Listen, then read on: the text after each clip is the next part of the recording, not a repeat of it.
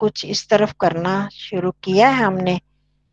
हमारा जो शरीर, इंद्रियां, जैसे जो जो जो अर्थ हमने किए हैं, उन इंद्रियों को, ये इंद्रियां सारी ईश्वर की कृपा से हमें मिली हैं, उनकी महिमा को देखते हुए तो क्या हम उनका उपयोग उस दृष्टि से कर रहे हैं? और जहां जहां फिर हमारी यहाँ त्रुटियां हैं तो उसके मार्जन की, उनकी पवित्रता की प्रार्थना ईश्वर की उन दिव्य शक्तियों के साथ जोड़ते हुए हम प्रार्थना करें, और कहाँ कहाँ हमारी कमी है उसका हम निरीक्षण करें भी।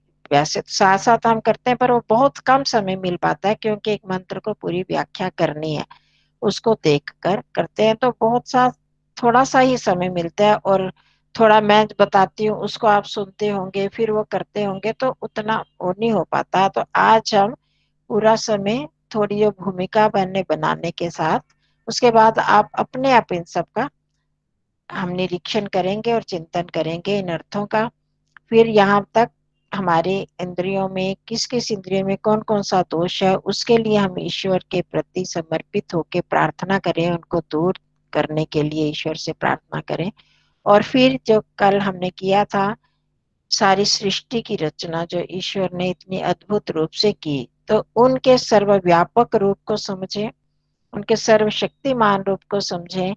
एक एक चीज को भी हम लें कि ऐसे सूर्य को बनाने वाला कितना विशाल सूर्य होगा, 13 लाख गुना इस पृथ्वी से बड़ा, और सब आग की गोले की तरह। और उस सूर्य को कैसे ईश्वर ने बनाया होगा, किस प्रकार उसको धारण कर रहे हैं, चंद्रमा को, ये सारी चीजें, और ये पृथ्वी, और कैसे ये दिन रात के चक्र चल रहे हैं एक दूसरे के प्रति, के चारों ओर चक्कर काटते हुए वो बनते हैं। एक ग्रह को दूसरा धारण कर रहा है, दूसरे को तीसरा, तीसरे को चौथा, ऐसे करते करते अंत में हमारा जो उन सब को धारण करने वाला कौन है? वो ईश्वर। तो उस सब की हम कल्पना करते हुए उसका चिंतन करें कि वो ईश्वर कैसा अद्भुत स्वरूप होगा, उसकी कैसी अद्भुत सामर्थ्य है और सर्वज्ञता है, वो कैसे सबको जान रहा है। और जैसे वो पहले कल्प में ईश्वर ने रचना की, हम एक काम करते हैं, एक थोड़ा सा लिखते हैं, उसके बाद हम दोबारा पढ़ते हैं, उसमें गलतियां निकालते हैं, तिबारा पढ़ते हैं, फिर और गलतियां निकालते हैं, कुछ डालते हैं बीच में। पर वो जो ईश्वर है, उनका जो ज्ञान है वो एक रस है, वो पूर्ण ज्ञान है, इसलिए उसमें ना किसी चीज को घटाने की आवश्यकता पड़ती है, ना ही बढ़ाने की आवश्यकता पड़ती है।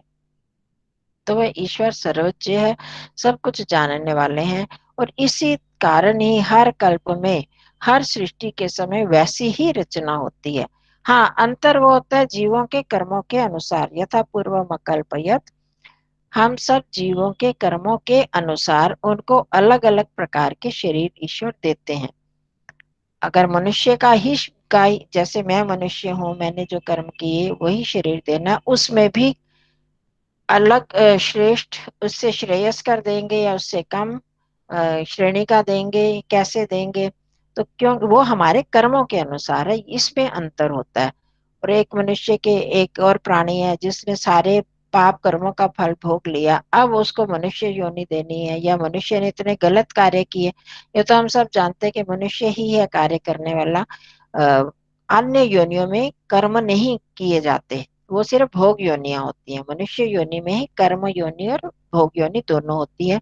तो वही ही कार्य करता है, उसके अनुसार ही आगे योनियां मिलती हैं। परंतु जो पशु आदि भोग योनियां हैं, उनमें उनके कर्म जब समाप्त हो जाते हैं और फिर सम आ जाते हैं, पाप और पुण्य 50-50%, तो फिर उनको मनुष्य योनि मिलने लगती है।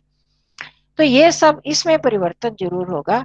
वो क्यों? क्योंकि ईश्वर न्यायकारी हैं, वो हमारे सब कर्मों को देख रहे हैं।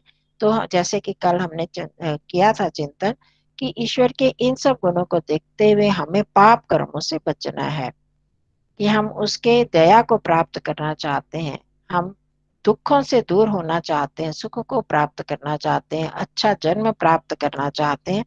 तो उसके लिए हमें पाप कर्मों से बचना होगा। ये अगमर्षण मंत्रों का सार है।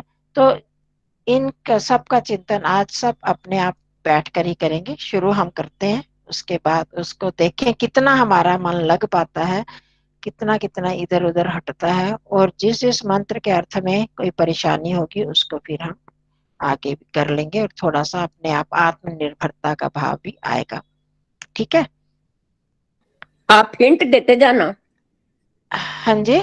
हिंट देते जाना थोड़ा सा। हाँ, पहले तो दूंगी, अब मंत्रों में कैसे दूंगी, क्योंकि उसमें आप कोई कौन से मंत्र को सोच रहा होगा, कौन सा शब्द सोच रहा होगा, मैं बीच में करूंगी तो उसमें व्यवधान आएगा ना। देखो, आप आधा घंटा ही तो लगभग होता है, उसमें आप कितना कर पाते हो और कितना नहीं, हमारे में कहाँ कहाँ कमी आती है हम सब में, तो उसको भी हमारा एक निरीक्षण हो जाएगा। ठीक है। ठीक है।